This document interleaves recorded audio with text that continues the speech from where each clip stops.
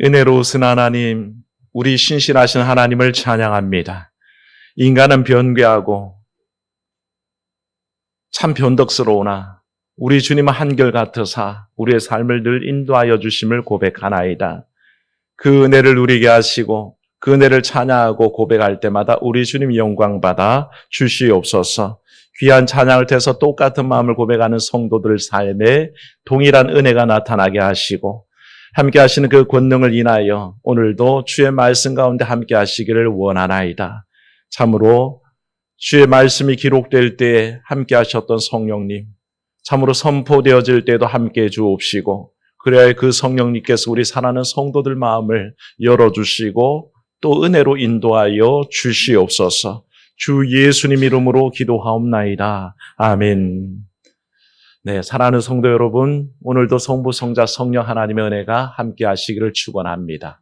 날이 선선해지는 것 같은데도 또 한참 덥습니다. 이 더위 가운데 주의 전에 나올 때 힘드셨던 만큼, 땀 흘린 만큼 주의 은혜가 넘치기를 축원합니다. 네, 우리가 살아가는 세상에는요, 항상 뭔가를 선택하도록 요구를 받습니다. 그냥 쉽게 선택할 수는 없죠. 오늘 아침에도 아마 거울을 보시면서 넥타이를 뭘 맬까 골라야 합니다. 어떤 분들은 오늘 헤어스타일을 어떻게 해볼까 해야 되죠. 여성분들은 어떻습니까? 오늘 무슨 옷을 입고 교회 갈까 하고 골라야 되지 않겠습니까? 늘 사소한 일부터 중요한 일들까지 우리는 일상에서 선택을 강요받습니다.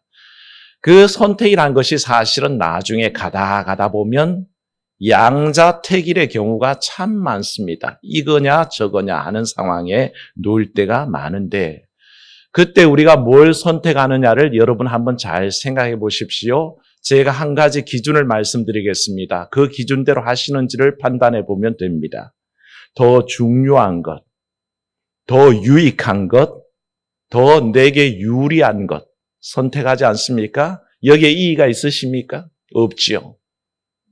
우리는 선택을 강요받을 때 바로 그와 같은 기준을 가집니다. 뭔가 더 중요한 것, 뭔가 더 유익한 것, 내게 더 유리한 것, 그걸 선택하도록 되어 있습니다. 그리고 이게 잘못된 기준은 아니란 것입니다. 그 기준은 옳습니다. 내게 더 중요한 것, 더 유리한 것, 유익한 것을 선택해야 맞죠. 이게 영적인 선택에 있어서도 똑같은가라고 물을 때에 이 기준은 변함이 없습니다. 영적으로 내게 더 중요한 거, 더 유익한 거, 더 유리한 거, 더 옳은 거 선택해야 되는 게 맞다는 것입니다. 그건 당연한 선택입니다. 오늘 우리에게 주신 말씀을 보면요. 지혜의 초대에 직면한 사람들에 관해서 얘기합니다. 그런데 말씀이 오늘 말씀으로만 끝나는 게 아니라 오늘 9장 말씀 전체에는 지혜가 부르는 초청의 말씀이 있는가 하면 그 뒤에 13절 말씀 성경을 피고 있는 사람들은 한번 보십시오. 그 13절에 뭐라고 되어 있습니까? 미련한 여인이 부르는 초대의 글이 기록되어 있습니다. 그래서 잠언 9장의 말씀에는 초대하는 사람이 두 사람입니다. 한 사람은 지혜의 여인이 초대하고 또 한 초대는 미련한 여인이 초대하는 그 양자 부름의 상황 속에 놓여있는 어떤 사람의 얘기입니다.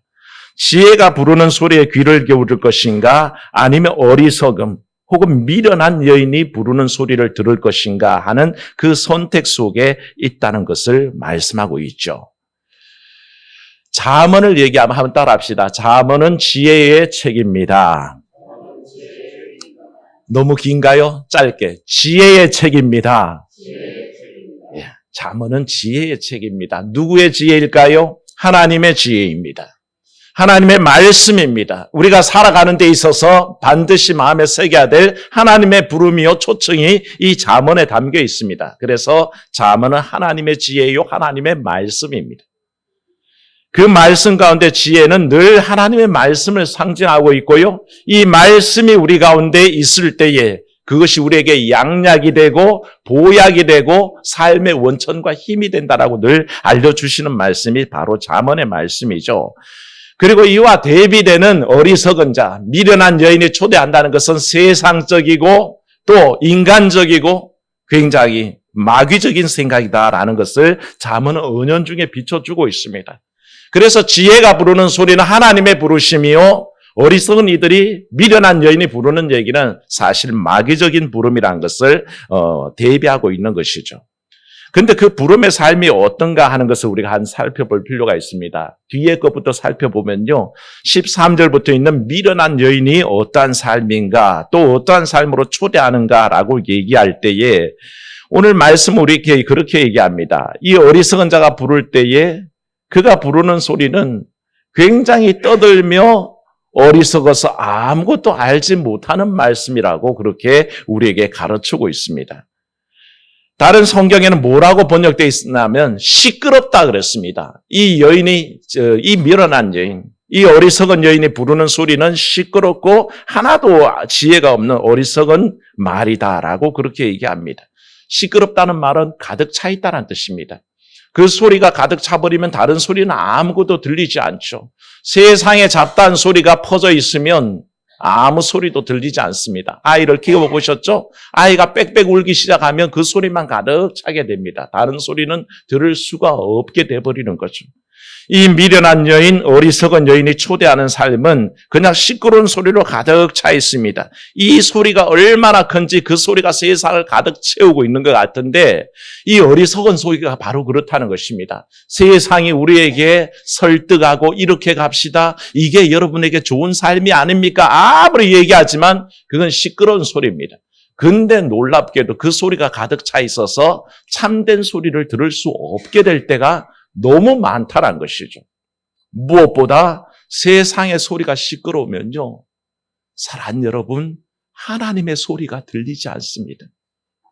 세상의 소리가 너무 크게 들려오면, 마귀의 계략이 너무 크게 들려오면 하나님의 소리를 들을 귀가 열려지지 않는다는 것입니다.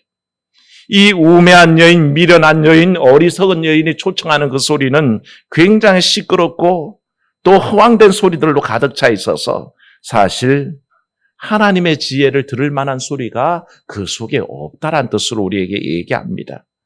그래서 그것이 계시하는 것이 그렇습니다. 이렇게 얘기합니다. 17절 말씀 보시면요, 도둑질하는 물이 다르고 몰래 먹는 떡이 맛이 있다라고 어리석은 여인이 계속 귓가에다가 속삭입니다. 몰래 먹는 떡, 도둑질한 물이 달고 몰래 먹는 떡이 달다, 이 말은 세상적인 쾌락을 얘기합니다. 하나님의 뜻에 대비해서 하나님 모르게 숨어서 먹어야 되고 하나님 모르게 숨어서 마셔야 되는 그 달콤함, 세상의 쾌락적인 것, 그 달콤함이 사실은 옳다라고 자꾸 강변하는 어리석은 소리가 있다는 것입니다. 지혜의 소리는 뭐라고 합니까? 그거 아니다라고 얘기합니다. 오히려 지혜의 소리는 뭐라고 얘기하면 지혜의 여인이 준비한 아름다운 상이 있습니다. 밥상 잘 차리고 거기에다가 포도주를 잘 뽑아서 거기에다 마련해 놨습니다. 그리고 초대하기를 와서 먹어라, 그걸 마시라라고 권하는 겁니다. 그래서 어리석음 버리고 생명을 얻는 그 지혜로의 초청이 있음에도 불구하고 이 어리석은 여인이 초대하는 말에 귀를 기울이면 그것을 마실 수가 없다는 것입니다. 초대하는 그 어리석은 여인이 초대하는 삶은 결국 그렇다는 것입니다. 기쁨도 없고 영생도 없고 생명도 없는 곳에 초대를 받습니다. 그런데도 불의해도 괜찮고 쾌락을 위해서라면 뭐 어떠냐 하는 식으로 우리를 설득하는 부름이라는 것이죠. 그러나 사랑하는 여러분, 그 어리석은 여인, 그 미련한 여인, 그 우매한 여인이 부르는 초대에 응하면요, 결국엔 그 길이 어디에 있겠습니까? 망하는 길이요, 죽음의 길이요, 지옥의 길이라는 것을 우리가 알아야 됩니다. 이에 반해 지혜의 삶, 지혜의 여인이 부르는 삶은 극명합니다. 그곳에는 지혜가 직접 준비한 상이 차려져 있습니다. 나와서 마시는 자마다 영생을 얻게 되고 나와서 먹는 자마다 영생을 얻도록 되어 있습니다. 이 지혜의 여인이 차려두고 있는 그 밥상은 마치 예수께서 성만찬을 베푸신 다음에 너에게 먹으라 마시라 하시던 그 몸과 그 피의 상징입니다. 주님께서는 그걸 우리에게 주시면서 이걸 먹어서 너희가 영생을 얻으라, 이걸 마셔서 너희가 죄사함을 받으라라고 권하고 계시는 거죠. 그게 바로 이 말씀 속에 녹아들어 있고 상징하고 있는 바입니다. 지혜 여인이 베풀고 싶은 그 상은 몸의 양약이 됩니다. 그것을 먹고 나면 영생을 얻게 되어 있습니다. 그 길을 가라고 부르고 계십니다. 그래서 어떻습니까? 그 초대를 받으면 6절 말씀대로 어리석음은 버리게 되어 있습니다. 그리고 생명을 얻고 명철의 길을 걷도록 인도함을 받는다는 것이죠. 이 양자의 초대가 뚜렷하게 서 있습니다. 한쪽은 지혜 여인이 부르고 있고 한쪽에는 어리석은 여인이 부르고 있는데 그 속에서 서 있는 우리, 그 속에 서 있는 이 잠언의 기자가 뭘 택해야 되겠습니까? 그때의 선택 기준은 분명하다 그랬습니다. 뭡니까? 중요한 것, 더 유익한 것, 더 옳은 것을 선택하며 나아가야 한다는 것입니다. 오늘도 우리 가영이도 왔고 우리 설이도 왔습니다. 아이들을 보면 너무 이뻐요. 그래서 어떻게 하다 한번 이렇게 달려와서 안겨줬으면 좋겠고 뽀뽀라도 한번 해주면 좋겠다 싶어서 참 마음을 얻고 싶어요. 그런데 마음을 얻는 방법이 사실은 있습니다. 쉽습니다. 쟤들에게 한 번만 제가 사탕을 들고 다 입에 넣어주면 그때부터 아마 목사님만 보면 좋아할 거예요. 왜요? 그 달콤함을 한 번만 맛보면 어떻게 그걸 유혹을 뿌리치겠습니까? 그래서 제가 가끔씩 달콤한 과자가 있으면요, 엄마들 보는 앞에서 이렇게 야, 설이야, 가영아, 먹어봐. 이렇게 막 유혹을 합니다. 그러면 저기서 벌써 소리가 날라옵니다. 안 돼. 엄마들의 목소리죠. 엄마들은 안 돼라고 얘기합니다. 왜 그럴까요? 입에는 답니다. 지금 달콤한 사탕 입에 넣고 달콤한 과자 입에 넣으면 입에는 굉장히 달죠. 그런데 그게 아이들의 성장에는 도움이 되지를 않는 것이죠. 저도 그거 알기 때문에 장난삼아 그러지 정말 입에 넣는 경우는 절대 없잖아요. 그와 똑같습니다. 이 미련한 여인이 부르는 초청의 달콤함은 그 입에 지금 넣으면 굉장히 단 것들입니다. 쾌락적이고 자극적인 것들을 이 어리석은 여인, 우매한 여인, 미련한 여인, 마귀적인 여인이 준비해놓고 불러들이는 겁니다. 이거 와서 먹으라라고 얘기합니다. 이게 너희 입에 달 것이다라고 쾌락을 자꾸 주입하는 것이죠. 그런데 사실은 지혜 여인이 부르고 있는 초청은 정말 몸에 좋고 유익하고 옳은 것인데도 지금 당장 입에 넣을 때는 쓴 것들이 너무 많다는 것입니다. 그래서 사람들이 그 맛을 알지를 못합니다. 그래서 당장 입에 들어오는 단 것을 원하지 입에 들어오는 쓴 것을 원하지 않는 우리의 세태를 보게 된다는 것이죠. 아이들을 진심으로 생각하는 엄마들은 아이들이 암만 좋아해도 지금 입에 달콤한 사탕 주지 않습니다. 지금 달콤한 과자를 주지 않습니다. 먹어본 맛도 하나도 없는 그런 유익하다는 간식을 먹입니다. 그게 엄마 마음이지 않습니까? 하나님이 바로 그런 마음을 갖고 계십니다. 지금 입에 달콤한 거 주면 좋겠죠.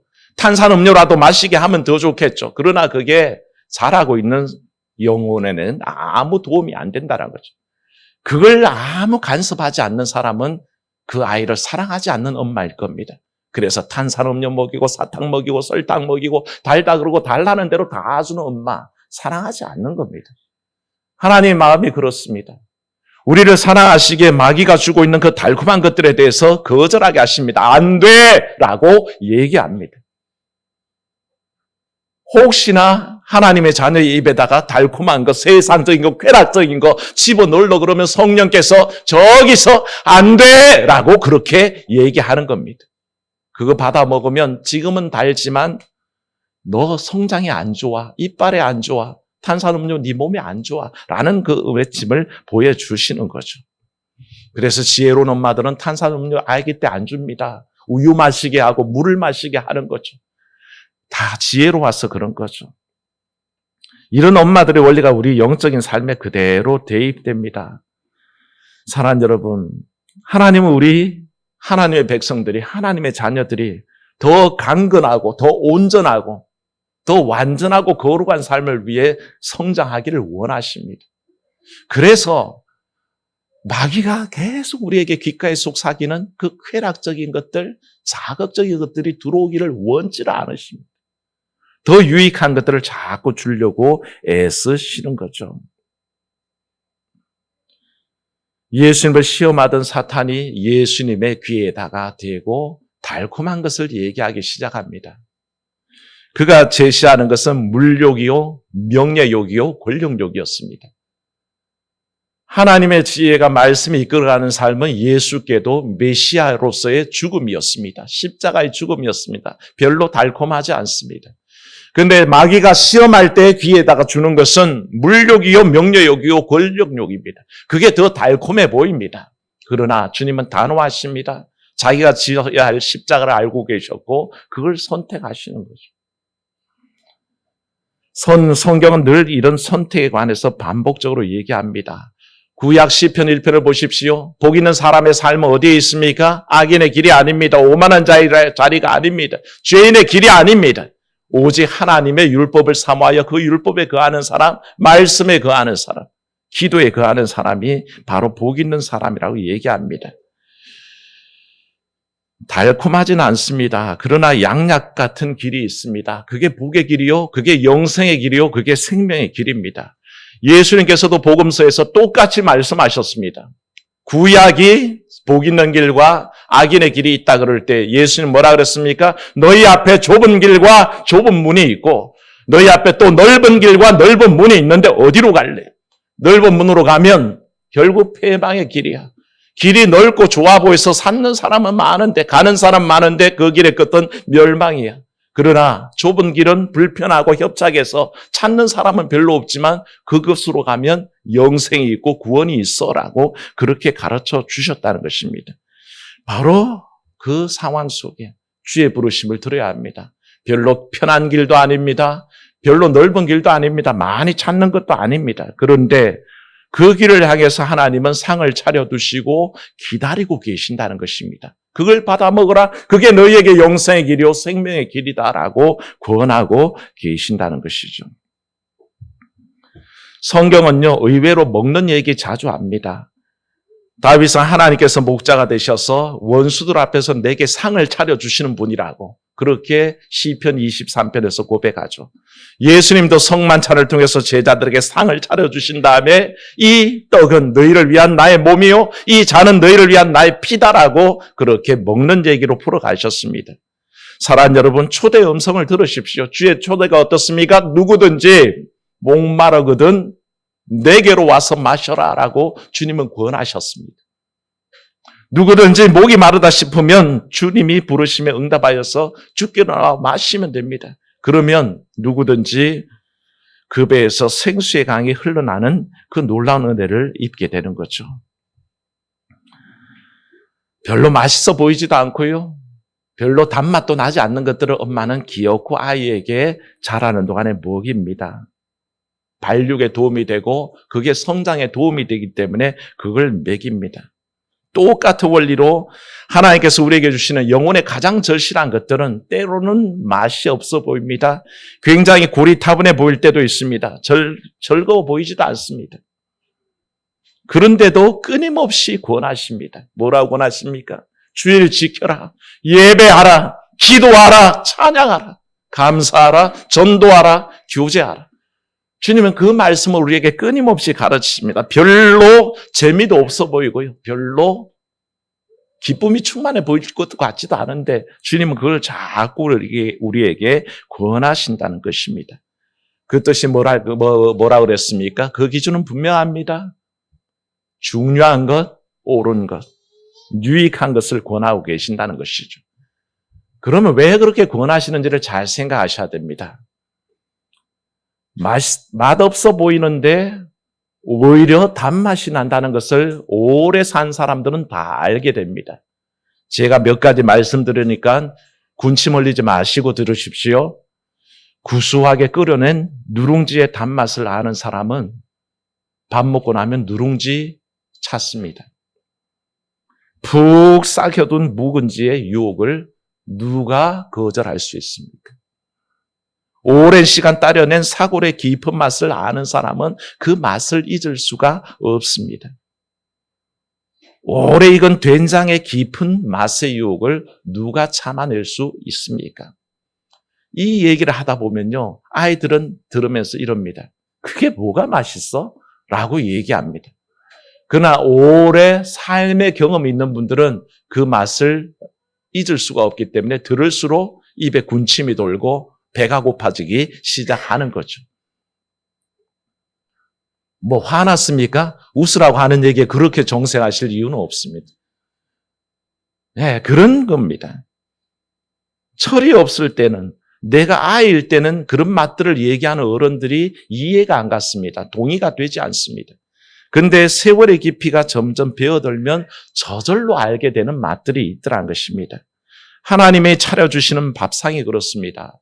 마귀가 주는 자극적이고 쾌락적인 것들이 아닙니다. 그것은 하다 보면 어떤 때는 말씀이 지겨워 보이는데 말씀의 맛을 한 번 맛들이면 어떤 일이 일어날까요? 말씀의 맛이 얼마나 단지요? 내게 송이꿀보다 더 달달한 고백이 절로 나옵니다. 기도하는 시간들이 지루한 사람들이 있습니다. 그러나 어느 날 기도를 통해서 하나님의 응답이 있고 그 응답의 맛을 들이게 나면 기도하지 않고는 배길 수가 없습니다.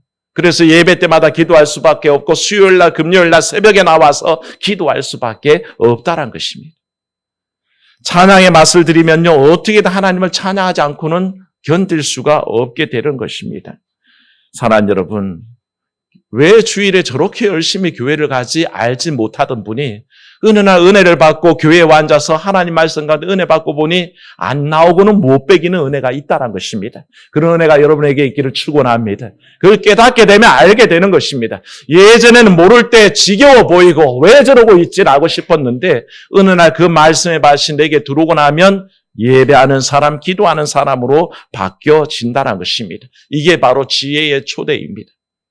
하나님은 그 우리의 삶에, 우리 영혼에 가장 귀한 게 뭔지 알기 때문에 생명 주시려고, 구원 주시려고 우리에게 밥상 차려놓고 부르실 때에 우리가 거기에 응답하고 그 맛을 들이면 우리는 참으로 귀한 양약을 먹은 것 같고 귀한 보약을 먹는 것 같은 그런 삶을 살게 될 줄로 믿습니다. 오늘도 사랑하는 여러분, 지혜의 초대에 응하시기를 축원합니다. 그리스도의 초대에 응하시기를 바랍니다. 하나님의 부르심에 응답하셔서 그리하여 우리의 영혼이 우리의 삶을 최상의 것으로 인도하시는 그 하나님을 만나시기를 주의 이름으로 축원합니다. 은혜로우신 하나님, 지혜의 초대에 응답합니다. 우리 예수 그리스도의 초대에 응답합니다. 우리 하나님의 부르심에 응답합니다.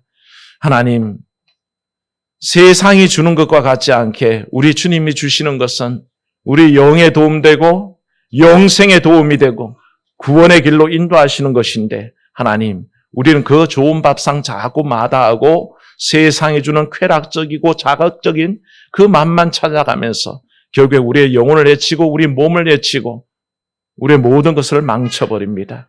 하나님, 우리를 용서하시고 참으로 지혜의 초대에 응답할 수 있는 열린 귀를 허락하여 주시옵소서. 그래 부르실 때 응답하게 하시고 부르심을 향하여 나아가게 하시고 부르심과 동행하도록 인도하여 주시옵소서. 주 예수님 이름으로 기도하옵나이다. 아멘.